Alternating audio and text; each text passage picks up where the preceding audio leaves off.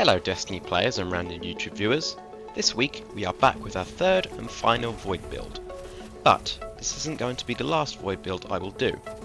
After I have shown builds for Solar, Arc, Stasis and Strand, we will start again, showing different builds on those subclasses. So without further ado, let's start with this week's build. Today, we are looking at a Void, Warlock, Devourer, Volatile and Grenade Spam build. This build focuses on ad control, survivability and volatile rounds. This build is great for Grandmasters, raids and dungeons.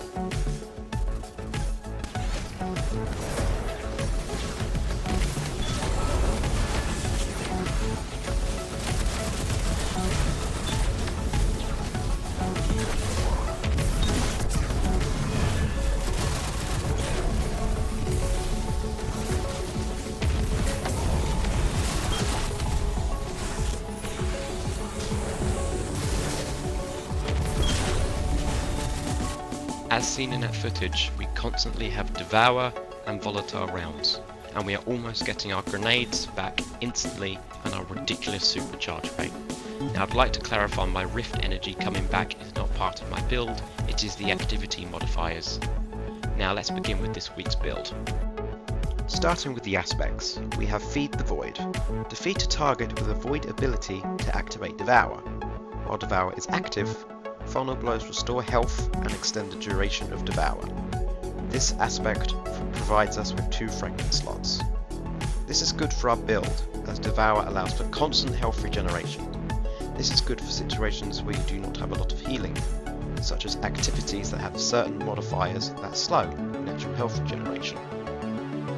Next, we have Chaos Accelerant. Hold your grenade button to overcharge your grenade, making them more deadly and effective. Vortex Grenade increases the size and linger duration of the vortex. Axiom Bolt creates an additional seeker. Scatter Grenade has submunitions that track to nearby targets. Magnetic Grenade releases a short-range void blast. This aspect provides us with 2 fragment slots. This aspect is good as it makes our grenades more effective and powerful. Moving on to our fragments. Firstly, we have Echo of Remnants. Your lingering grenade effects, Vortex Grenade, Void Wall, Void Spike and Axiom Bolt, have increased duration.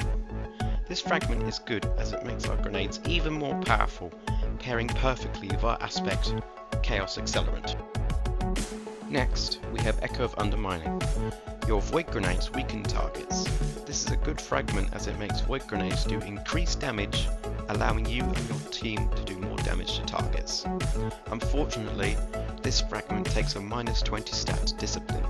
Discipline allows for faster grenade recharge, but this is forgivable for how powerful this fragment makes our grenades. Now we have Echo of Instability. Defeating targets with grenades grants volatile rounds to your void weapons. This is good as volatile rounds is very powerful and it grants us anti-barrier for a short time. Finally, we have Echo of Persistence. Void buffs applied to you, Invisibility, Overshield and Devourer, have increased duration. This is good for survivability as we have a longer time with Devourer, allowing us to keep health regeneration. Next, we're moving on to our supers and abilities. For our super, I've chosen Nova Bomb on the Cataclysm variant. You do not have to run this version of Nova Bomb. You can run the Nova Bomb on Vortex variant or even Nova Wall. It is your choice. For our class ability, I have chosen Healing Rift, as this can heal both us and our allies. For our movement ability, I have chosen Burst Glide, as it is the one I like to use, but which jump you choose is up to you. For our melee ability, we have Pocket Singularity, as it is the only melee ability available for Void Warlock. And finally, I have Vortex Grenade. This grenade is essential to the build as it is one of the best grenades and it pairs well with this build. That is it for our subclass, but if you do not have any of these fragments, aspects or abilities, they can be purchased for Glimmer from my core array. She hangs around in the Bazaar section of the tower and Glimmer can be found anywhere in the game.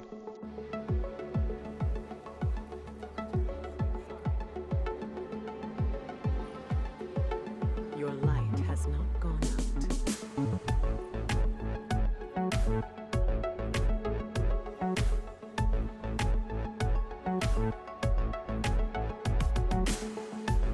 Moving on to our stats and armor mods. For our stats, I would aim for 100 resilience and 100 discipline. Having max resilience grants us a 30% damage reduction at all times.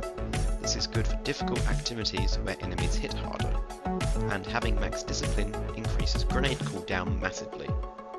For our armor mods, starting with our headpiece, I am running double Ashes to Assets, as grenade kills grant super energy, and I am running Void Siphon.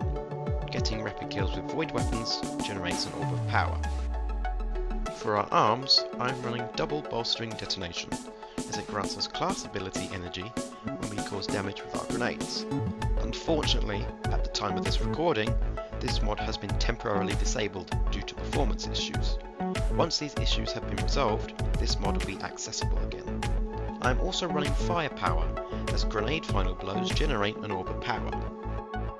Next, for our chest piece, I am running double arc resistance. This mod is not essential, and you can choose whatever resistance or any other chest armor mod you choose. I am also running charged up, as it increases the maximum stacks of armor charge we can carry by 1. The base amount of armor charge is 3. This mod brings it up to 4. For our leg armor mods, I am running Void Weapon Search, as collecting the orb of power grants us armor charge. While armor charge is active, our void weapons do increased damage. I am also running Recorporation, as collecting the orb of power grants us health back. And I am running Innovation, as collecting the orb of power reduces grenade energy cooldown. And finally, for our class item, I am running double bomber mods, as when using our class ability, it reduces grenade cooldown. And I am running time dilation, as your decaying armor charge has a longer duration. And my class item is a piece of artifice armor. This allows us to apply a +3 stat to our chosen stat. This can be acquired from master dungeons. If you are struggling to get high stat armor, stat focusing mods can be applied to your ghost to focus armor with a chosen stat. This armor can be focused at the helm.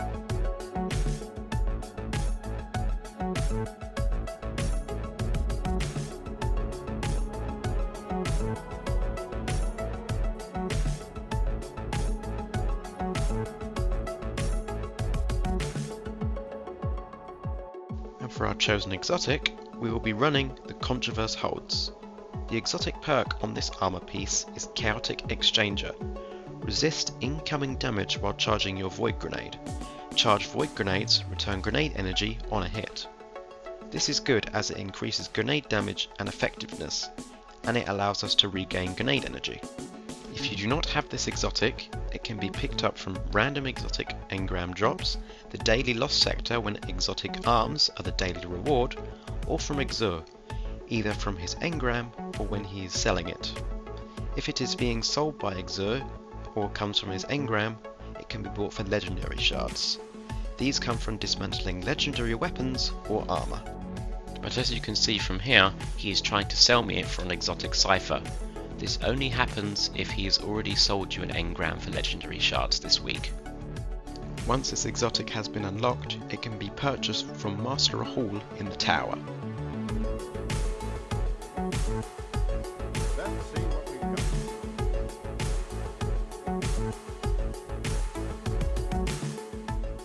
Purchasing this from Master Hall is very costly, as it requires 60,000 Glimmer, 3 Ascendant Shards, and 1 exotic cipher.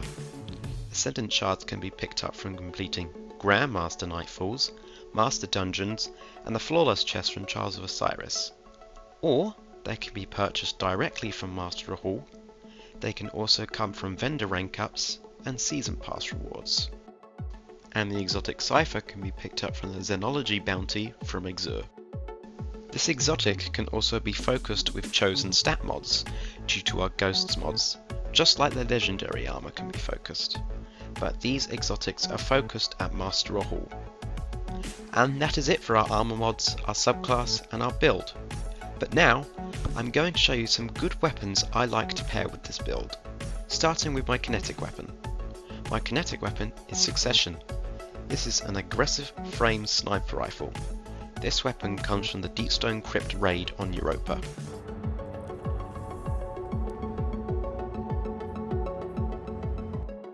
This raid was released with the 2020 annual expansion Destiny 2 Beyond Light. This weapon is special as it can be crafted. To craft this weapon, you will need 5 red border drops to extract the pattern. Or, you can use this season's newly added Deep Sight Harmonizers. The pattern can be extracted using Deep Sight Harmonizers and 15 Spores of Conquest. These come from chests in raids. Once you have unlocked this weapon, you can craft it in the Enclave on Mars. This is accessible via Savathun's Throne World.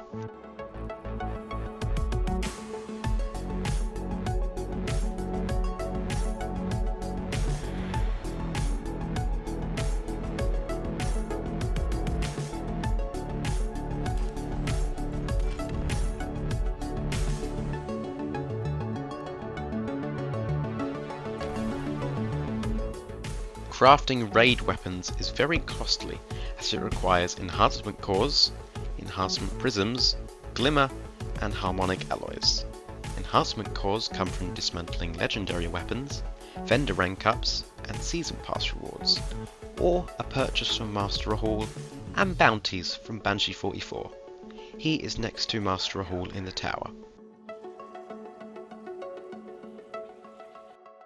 Enhancement prisms come from Grandmaster Nightfalls and Master Dungeons, vendor rank ups and purchases from Master Hall, and harmonic alloys come from dismantling raid weapons.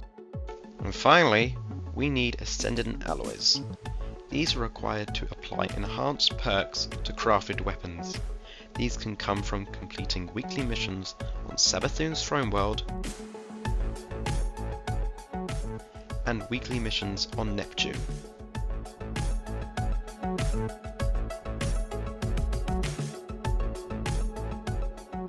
These can also come from vendor rank ups, season pass rewards, or purchases from Master Hall. Moving on to my secondary weapon, which is also my chosen exotic, I have Lemonarch, a void energy bow. The exotic perk on this bow is poison arrows. Arrows fired quickly after a full draw become poison arrows. Precision hits with poison arrows stun combatants and spread poison to nearby ones. This weapon is also strong against overload champions. This is good as this weapon has overload mods built into it, meaning you can stagger overload champions with this weapon. This weapon was first released in the 2018 annual Destiny 2 expansion Forsaken in Season of the Forge. Season of the Forge content is now unfortunately sunset and unavailable, but this exotic can be purchased from the exotic kiosk in the tower.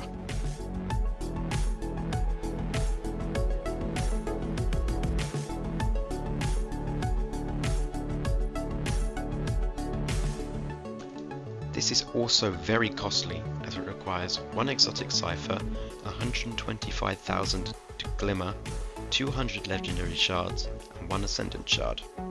And finally, moving on to my heavy weapon, I am using Commeration, a void adaptive frame 450 RPM heavy machine gun.